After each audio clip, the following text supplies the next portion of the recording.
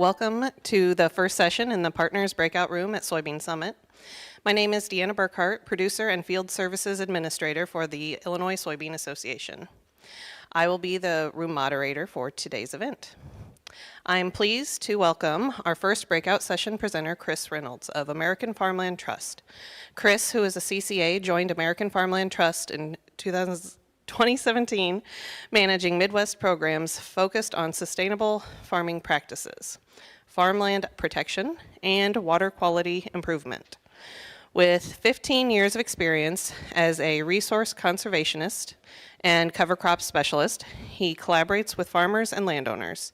Kris, a fifth-generation farmer, actively incorporates soil health practices such as cover crops and no-till on his corn and soybean farm in Nokomis, Illinois.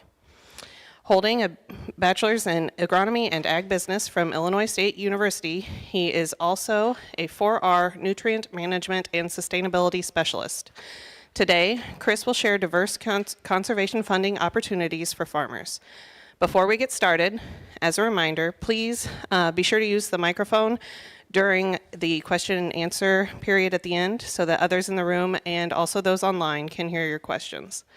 Thank you, and please join me in welcoming Kris.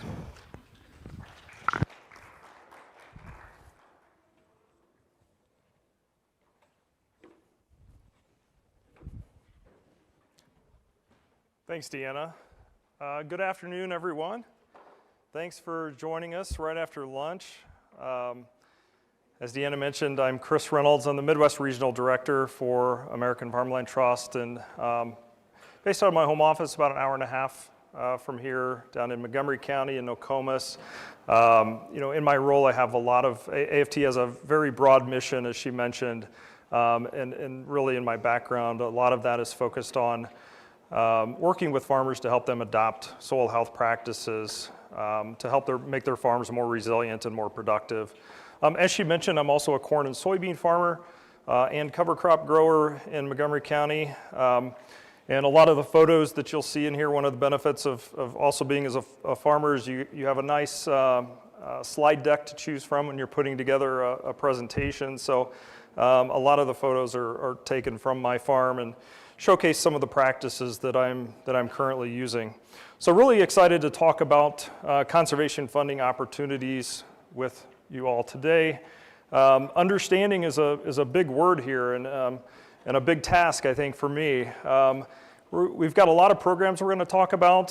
Hopefully at the end of this, you'll have a little better understanding of what is available out there, what to look for, some of the questions to ask when choosing a program that's right for you.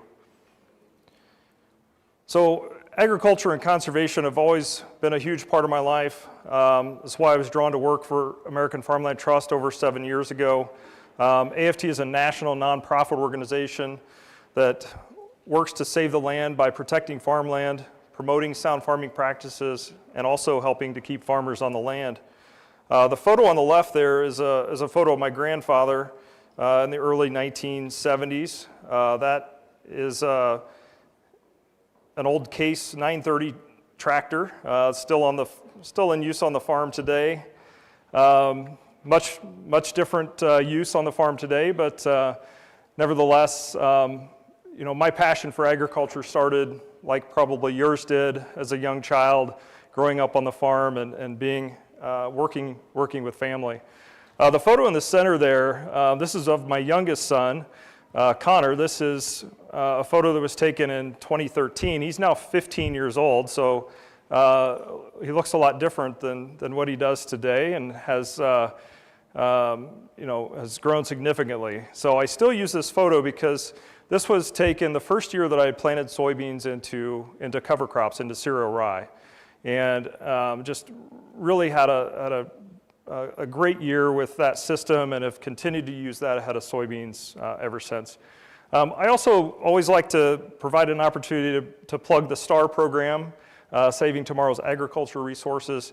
Just a great program to help you kind of assess the individual practices on your individual fields. And so the STAR program, of course, originated here in Champaign County. So some of the topics I'm going to cover today, I'm only going to mention a handful of some of the funding opportunities, but I hope to provide you with some additional resources that will help you to identify the practices and programs that are the right fit for your goals, for your land, and for your operation.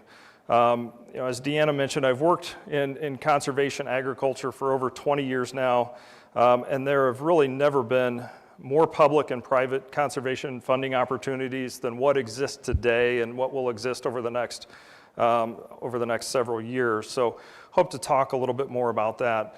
But here's a few of the topics we're going to cover today during our time.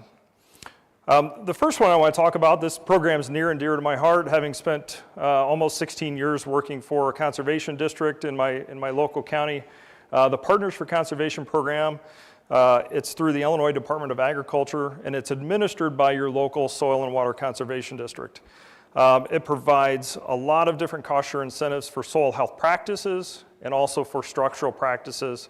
One of the changes that's been made since my time with the district is they now fund cover crops at $40 per acre. So one of the highest per acre payment rates for cover crops, and these are for new cover crops only. So again, a good program, allows you to do multiple practices, provides you with an opportunity to try that practice out for just 1 year if you'd like to, which it differs from some of the other programs. But there's also funding for structural practices like water and sediment control basins, terraces, and other infield management practices like no-till and nutrient management. Partnership for Climate Smart Commodities. So this started last year. The USDA committed to supporting a diverse range of farmers through this Partnership for Climate Smart Commodities program. This effort's aimed to expand markets for America's climate smart commodities, leverage the greenhouse gas benefits of climate smart commodity production, and provide direct, meaningful benefits to production agriculture. The USDA is investing more than $3.1 billion in over 141 projects across the U.S. There are 25 of those 141 projects that are in Illinois, and 11 of which support soybean production. Soil and Water Outcomes is a program that Illinois Soybean works with, started in Iowa, I think covers multiple states, but it covers practice payments that couple both climate and water quality together. ADM Regenerations is a program that AFT works closely on. This year, we were successful in enrolling 225,000 acres of cover crops into their regenerations program that provides farmers with a 1-year contract for applying those practices on their land. What's unique about regenerations from some of the other programs we'll talk about today is that farmers that have been doing cover crops on their land in the past are eligible for this program. True Terra is another program that AFT is working with that will be getting rolled out here in Illinois in the near term. So I want to talk a little bit about the Inflation Reduction Act. You've probably heard about it. You've probably heard about Inflation Reduction Act as part of the Farm Bill conversation as well. But it provides the USDA's Natural Resources Conservation Service with an additional $20 billion in funds over the next 5 years for its existing conservation programs like the Environmental Quality Incentives Program, or EQIP, the Conservation Stewardship Program, CSP, and also the Ag Conservation Easement Program, or ACEP. The Inflation Reduction Act directs NRCS to use these additional funds specifically for climate change mitigation, so activities that will reduce greenhouse gas emissions and improve carbon storage. So again, practices like cover crops, reduced till or no-till, nutrient management, prescribed grazing, and others. To put this in perspective, this amount of money, $20 billion is the amount of funding that NRCS typically would get for conservation programs over a 10-year period of time. So in the next 5 years, we are spending, there's $20 billion in addition to the $1.8 billion that's spent nationwide on an annual basis. So it's a significant investment in these practices, in these programs. And again, as I started out, it's a once in a lifetime opportunity for farmers to access incentives to incentivize new conservation practices on the land. So one of the ways that Illinois NRCS is planning to utilize this funding is through the Act Now program. And Act Now is a process that allows NRCS to quickly approve and obligate ranked applications in a designated ranking pool. When an eligible application meets or exceeds the ranking criteria, they're automatically approved. Having worked in an NRCS office, having worked around these programs, one of the challenges and complaints that we've heard from farmers is the waiting period. We go into that office, we want to sign up for cover crops, and we have to wait. We may have to wait 3 months, we may have to wait 6 months. The Act Now program is really meant to streamline that process. They know that certain practices like cover crops, nutrient management, no-till, and reduced-till are priority practices for this funding, and that if they meet that ranking criteria, they can automatically be approved. So I caught up with the state conservationist, Tammy Willis, who was here earlier. I caught up with her at lunch, and I said, hey, what I'm seeing is that all of these funds are obligated. And she confirmed that during the first batching period in January, all of the funds they had designated from the Inflation Reduction Act for EQIP have been obligated. But this is a process that we may start to see more of, and they may start to use this for some other NRCS programs as well. This helps streamline the program, helps make it easier for farmers to enroll and have and receive some better feedback from that process. This program is near and dear to my heart. This is something I started on when I first came to AFT in 2017. It's the Fall Covers for Spring Savings Program. It provides a $5 per acre premium discount on crop insurance for planting cover crops. These do not have to be new acres, but they cannot be enrolled in other programs, other private programs like Partners for Conservation or EQIP, for example. In 2023, 160,000 acres received the premium. There was about 40,000 acres that came over from the EPA, from the Gulf Hypoxia Task Force, in addition to the 100,000 acres from the Department of Ag. In 2024, the sign-up just ended January 15th. There was 140,000 acres available, and we had over 240,000 acres applied into the program. So we're seeing an increase in demand. Pre-enrollment process started this year, which allowed farmers to go in and submit their information ahead of time. On December 15th, they could go on to the Department of Ag's website and hit submit. So this program, we're getting a lot of feedback from farmers that it's simple, it's easy, and it's worth the $5. Especially for farmers that are already doing cover crops, this makes a lot of sense. One of the goals that we had when we started this program was really to showcase how cover crops could be thought of as a risk reduction tool. And what better way to couple it than to couple it with the crop insurance program that is the farmer's #1 trusted safety net. And think back, for those of you that were using cover crops in 2017, there were some issues with whether or not to report those cover crops, how they might affect your crop insurance. So over the course of the past 7 years, we've been able to address a lot of those concerns, make some changes to some of the crop insurance policy and guidelines to make it more conducive for cover crops within those systems. With this program, it does require you to report your acres to the Farm Service Agency office. This is the same way you report your corn and soybean or wheat acres today. You go in, you tell them what day you planted it. I think there's different categories for cover crops, and you certify those acres. And this certification process is going to be required for some programs. It's a way for you to say that FSA has certified that I planted these acres. We know the specific boundaries for these fields. And so it's just a great way in thinking about all of these programs. I encourage everyone who is planting cover crops to certify those acres, because as I'll talk later, it may be an integral part of that process in providing some data and verification in some of the private markets. And so we see a huge demand for this program.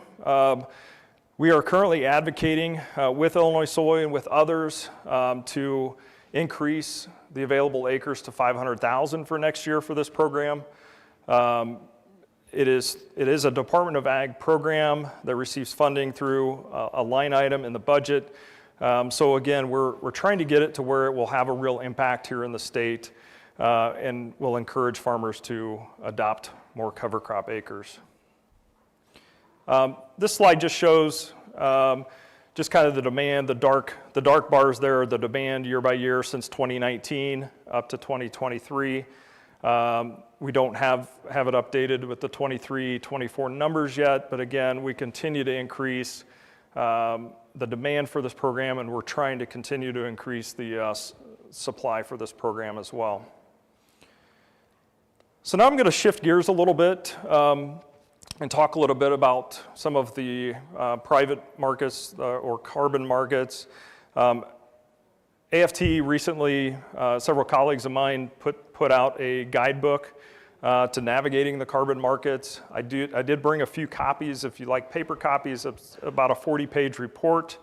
You can also scan that QR code there and access that guidebook online. But we know that the landscape of ag carbon markets and programs is changing rapidly. We've been hearing about them for the last several years. It really makes it hard to keep it all straight.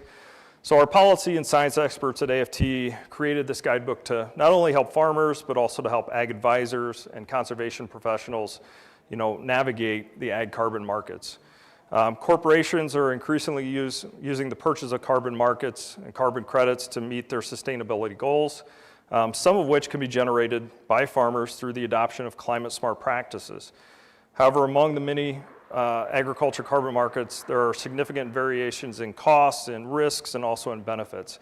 So to help farmers and advisors navigate these programs, we created a list of 10 questions that I'll go through today that farmers might want to ask when considering participation.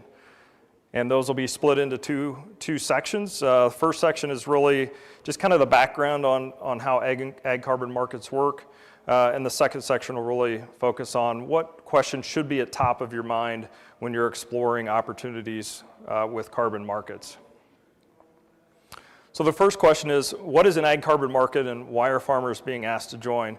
So an ag carbon market is an environmental market developed to meet the growing demand from corporations with supply of carbon credits from the agricultural sector.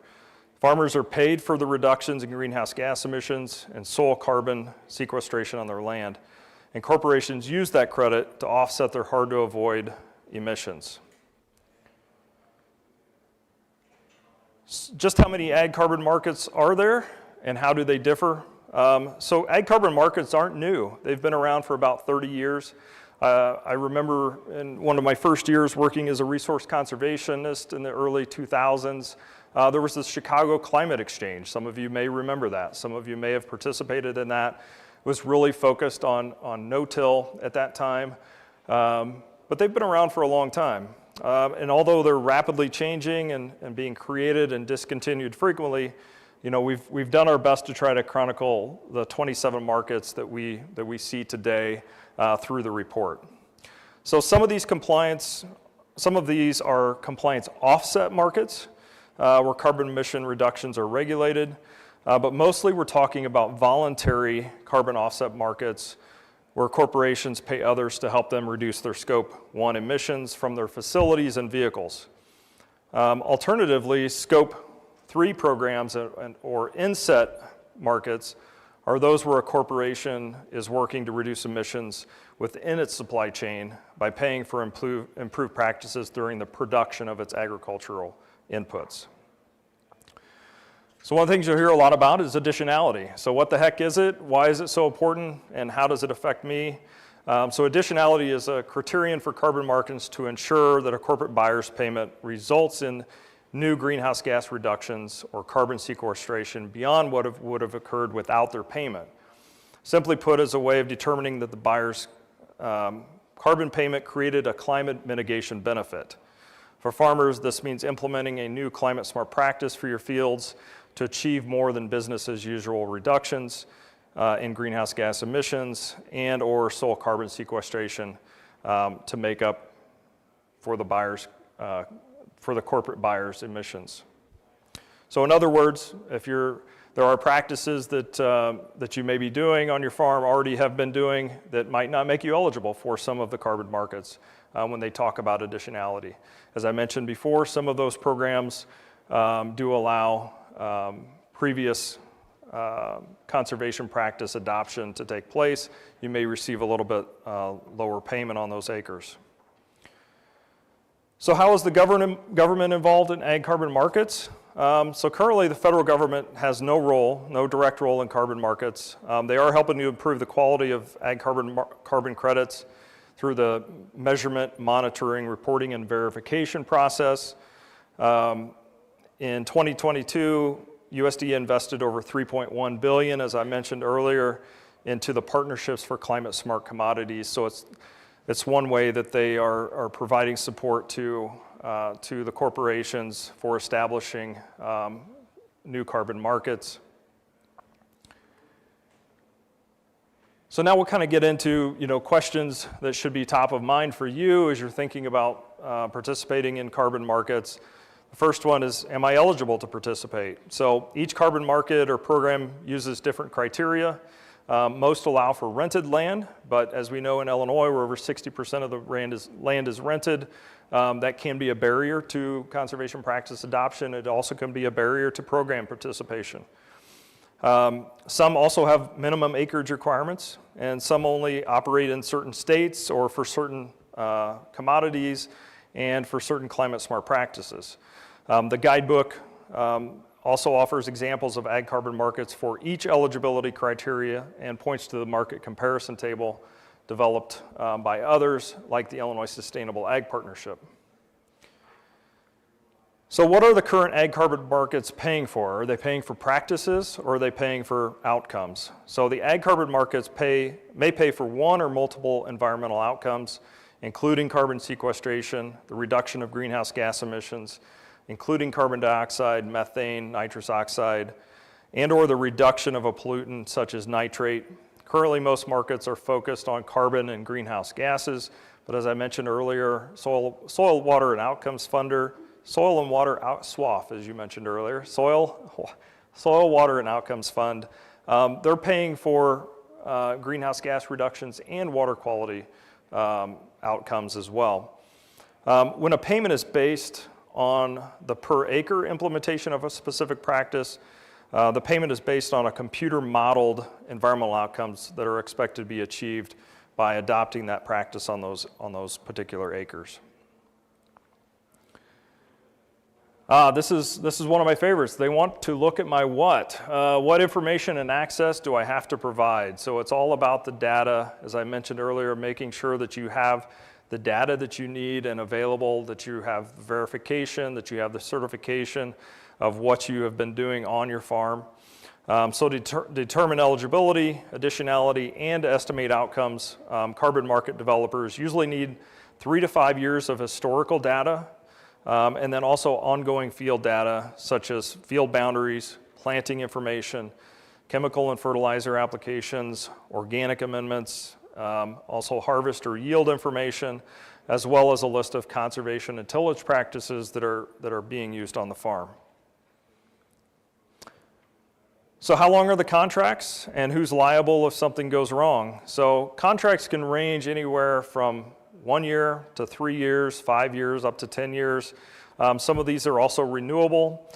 During the contract period, the farmer is responsible for implementing the practices that remove carbon from the atmosphere, that store it in the soil, and continue to protect that stored carbon. So that's a really important part of it.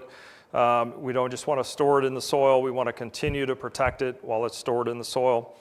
So we all know that soil carbon is also at risk of returning to the atmosphere through unintentional and intentional reversals. So unintentional could be, field catches on fire, removes all your residue. That's really an unintentional consequence, hopefully. But there's also intentional reversals. You go out there and you plow the land that next year. All that carbon that you just stored in the soil is now going back up into the atmosphere. So it's really important that you understand those contract requirements and both concepts there, because an intentional reversal would likely put you at default in your individual program. So money matters. How can I make a market work for me? The average price for an ag carbon credit in the U.S. is about $20 right now. That's for a carbon credit. That ranges anywhere from $15 to $30. Per acre payments can range anywhere from $1 per acre to $34 an acre. So for most farmers, carbon market prices are not high enough to cover the cost of implementing a new practice, and they can be less than what you could receive from some federal government conservation programs that we've talked about, like EQIP and also Partners for Conservation. But currently, some markets allow farmers to stack these carbon payments with government program payments to make practice adoption more affordable. So I'll talk about that in a minute. So how do I know which carbon market is right for me, and where can I get more information? So the answer really, again, just depends on you, your goals, and your own specific farming operation and the practices that you're already doing on those fields. So we recommend that any carbon market that you're looking into, review their website, reach out for additional resources. The Illinois Sustainable Ag Partnership that Illinois Soy and AFT and others are a part of have generated some really good resources that take an honest broker approach to looking at these different markets. But review several of those resources and compare which one might be right for you. And I think in the future, Illinois Sustainable Ag Partnership is really looking at ways that we can take this to the next level. How can we provide farmers and farm advisors with an incentive directory tool, which is a decision tree tool, if you will, where we can ask a few questions, or you can answer a few questions and really start to narrow down the programs that you might be eligible for. So this graphic was put together by the Sustainable Ag Partnership.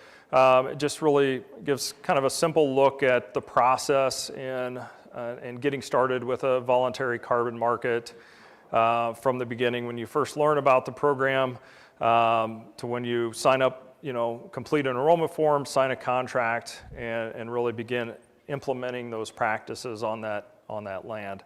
And again, kind of shows some of the difference between the offset markets and the inset markets, and then the verification process that will have to be done prior to getting those payments. So, part of this was, the title was understanding all these different programs. Hopefully you have a little bit of better understanding, or at least know where you can get some resources. But to be quite honest, this is all very confusing. It's been confusing for me over the last several years. We know it's confusing for farmers and for farm advisors. This cover crop incentive directory is available on ilsustainableag.org. And this sheet here is really just a portion of the overall incentive directory that identifies all the different programs available. The intent for this chart here is to really take a look at those stacking options. So as I mentioned earlier, there are opportunities to stack multiple programs together. The general rule of thumb is private programs can't be stacked with other private programs, and public programs can't be stacked with other public programs. But there are some other cases where that doesn't always work. So that's why this chart was put together, just to identify which programs could be stacked together. If you look at the fall covers for spring savings, FCSS, it shows that it can't be stacked with the federal and state programs. But if you were enrolled in Soil and Water Outcomes Fund or the Illinois Cover Crop Initiative through ADM, that program payment can be stacked with those private programs. So it's a really useful guide, especially when a lot of these payments alone are not enough to cover the complete cost of implementing a practice like cover crops.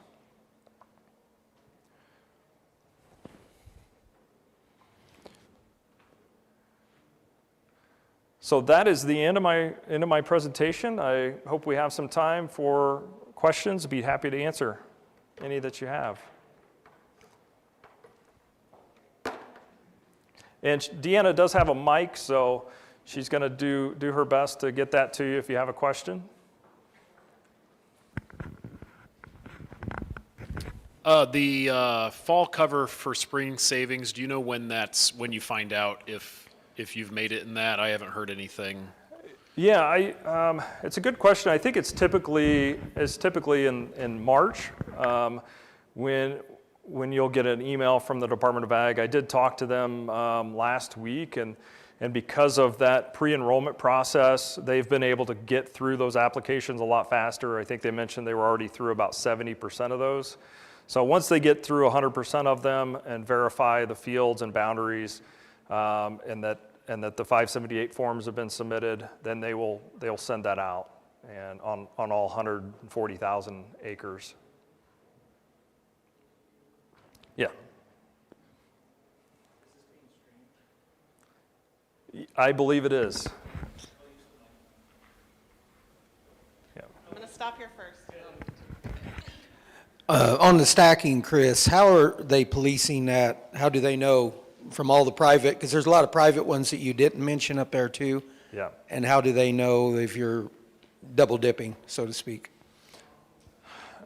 On the private side, I don't know if I can answer that question, how they're monitoring that, other than you are signing a contract saying that you're not participating in other carbon market programs. So there could be some penalties that are listed in your agreement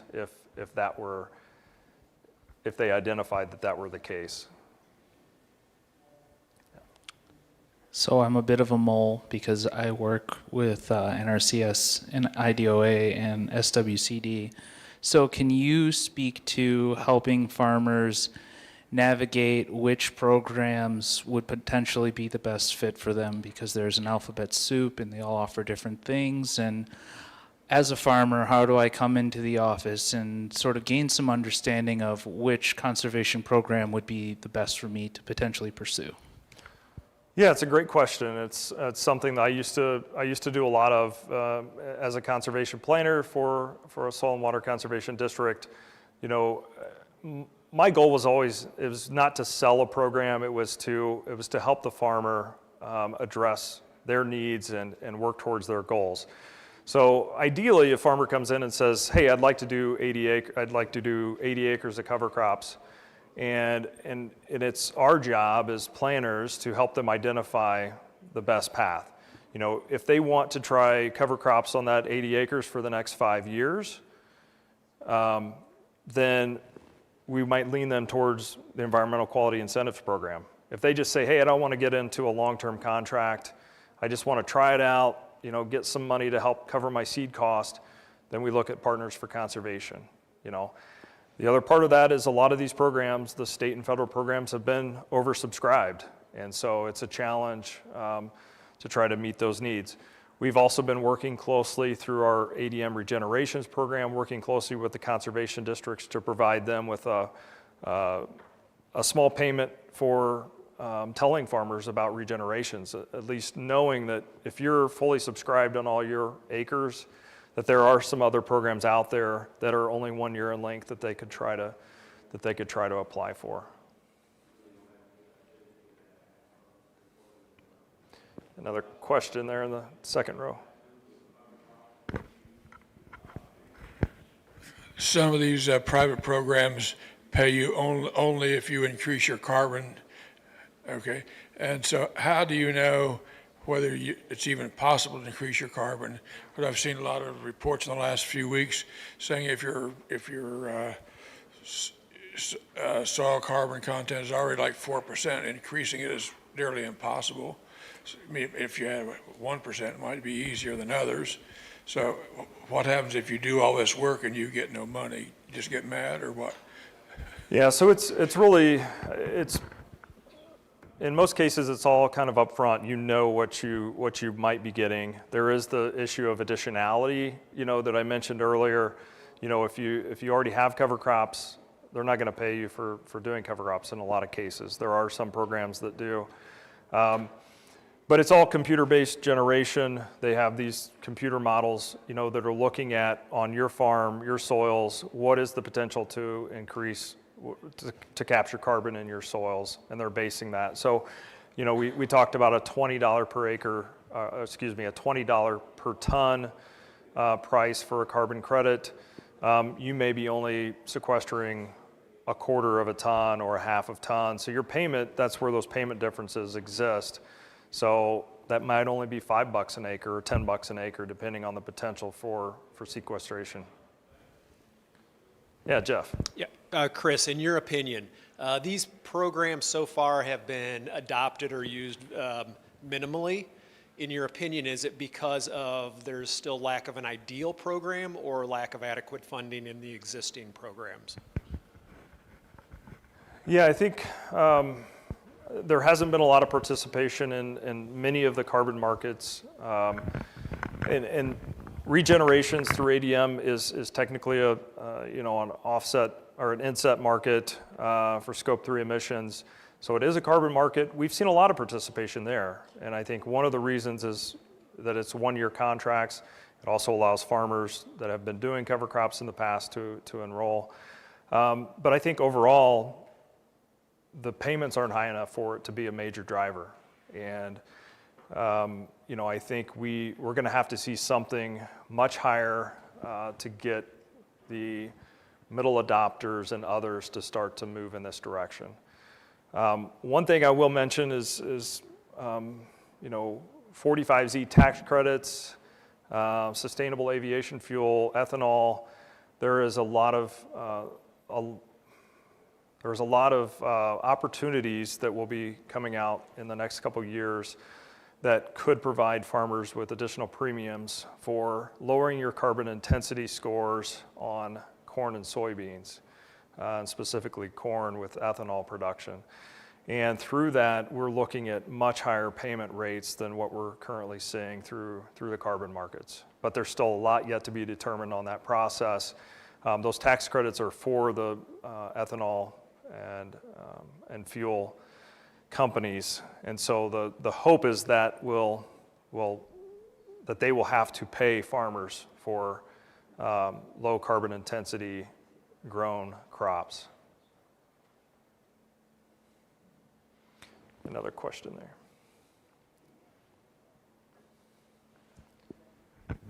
So this just adds on to the comment that you made there. If we're going to be doing additionality all the time, would it be wise to wait until those opportunities present itself, or jump on something now and hope that we get grandfathered in? Are you already doing practices, or there's, I guess, two different, I've heard the question, I've heard farmers say, well, I'm going to wait till these payments get higher before I start doing this. And others are saying, well, I'm already doing this, but I'm going to wait because I don't want to get into a program until payments are higher. So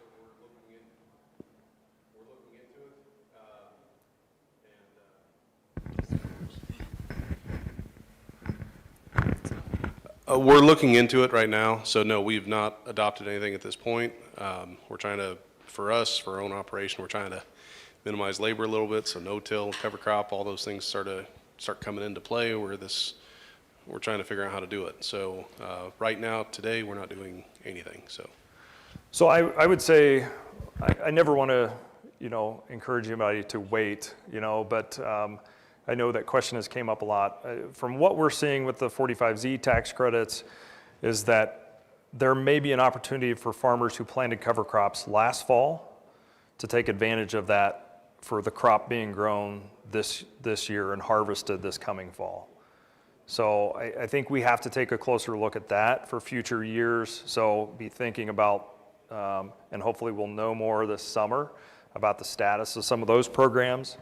And I would be thinking now about, if you're going to start doing cover crops, what fields make the most sense to do those in. I always focus on fields that are tile drained. We're going to see our greatest water quality benefits from those fields. Those fields are also the ones that dry out the fastest in the spring and make conservation practices much easier to manage. And then, of course, your more marginal fields or rolling fields that we see a greater benefit from early on that aren't quite as resilient as some of our 4%, organic matter fields. So, but also I would, I think that's one of the benefit of some of the annual contract payments is that you're not getting yourself locked into multiple years of a program that may be paying less than what you might get in future years.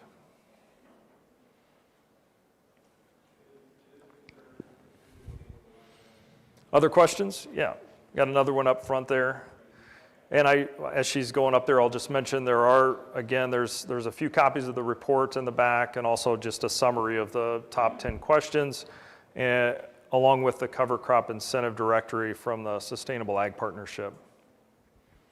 I want to give you a really easy victory here. Please tell me your favorite success story as an RC or with conservation. What happened and what was the outcome? Wow, great question. That wasn't an easy, I don't know. So I think over my time as a conservationist, I focused a lot on the structural practices, and it was, I surveyed and designed hundreds, if not thousands, of water and sediment control basins. I was always taught that it's better to have a guardrail at the top of the field than to have an ambulance at the bottom of the field, the bottom of the hill. And I always thought that was really about structural practices. And it wasn't until probably 2012, 2013, some of you may remember the Howard Buffett Foundation was doing starting to really heavily promote cover crops over in Decatur. They had a big seminar. And so it really got me thinking about cover crops and their ability to kind of be that guardrail up in the field and not letting our soil and our nutrients end up at the bottom of the field or the Gulf of Mexico for that matter. So I think I had a lot of great experiences, working with farmers and certainly I think once I started to transition more to pairing up structural practices with in-field management practices like cover crops and no-till, it really started to make a lot more sense for me from a conservation perspective overall.